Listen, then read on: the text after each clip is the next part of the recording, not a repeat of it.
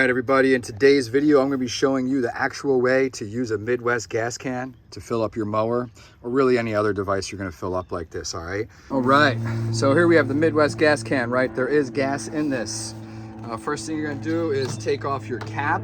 I also have a video if your gasket comes off your gas cap here, how to replace that, all right? Check that out. What you're going to do, check it out. There's a little bit left in here that might spill out, but you can turn this upside down. Nothing comes out, all right? So what you're gonna wanna do is you're gonna take your gas can. You're gonna take this lip right here.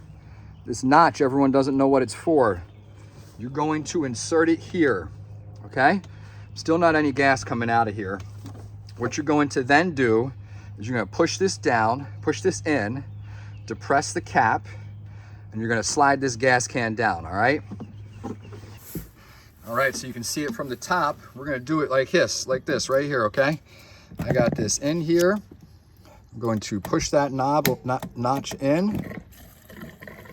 As it's filling up, you're just gonna pull it up slowly to regulate how much is going in to the gas tank, all right? So we're still filling up here. All right, I'll just stop. Clicked it out of place. You can see we're full. Spilled one tiny drop. I've failed. All right, like I showed you a moment ago, we got a full tank here. All right, no gas was spilled out anywhere on here. And that's how you use a Midwest gas can to fill up your mower. If that helped, hit that like button, hit that subscribe button. Catch you all later. Thanks for watching.